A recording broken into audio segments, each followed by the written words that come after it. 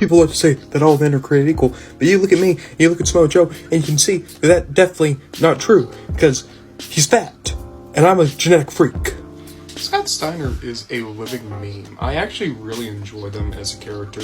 I don't know about them in real life, mostly because it's hard to tell where the character stops and where the real Scott Steiner begins with this guy. Kind of like, broken Matt Hardy a few years ago. But that doesn't change the fact that he's just outright positively entertaining.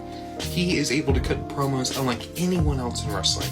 And sure, he can't wrestle as well as he used to, but consider that there was a point where he would have been the Kurt Angle of his day, a legitimate amateur badass. So I can't really deny that I adore Scott Steiner in a lot of ways, even if the man scares me a lot of the time.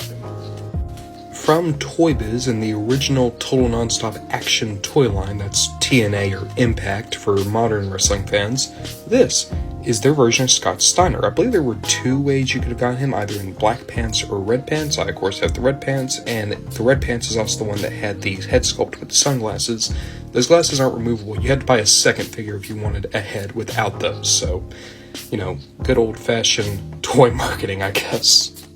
If you're unfamiliar with what Scott Steiner would have been doing after his exit from WWE, basically he went over to TNA and he had to tell Samoa Joe about sacrifice and Steiner math. You just look up Scott Steiner math or Scott Steiner promos. He's just captivating. He is wonderful. He is entrancing.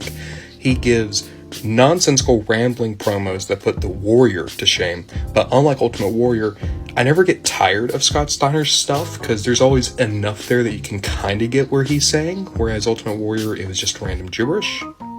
Taking a closer look, and I think that's a really good likeness to Scott Steiner. Unfortunately, my figure has a lot of paint scuff right there on the sunglasses. That's a shame.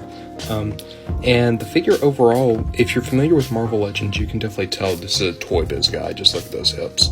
But he does articulate fairly well. My biggest issue is that his thighs and his feet articulation are so loose that it's hard to actually keep him stable. Moreover, the figure I have is missing his metal headdress.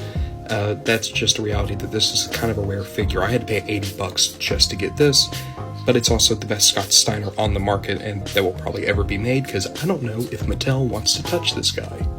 Also, I just want to point out how gross the sculpted in veins are on his arms. Like, it's accurate to real life, but Jesus, this guy is a roid monster. Well, I guess the freaks can holler to the big bad booty daddy, but personally, I think I want to keep my distance from this guy.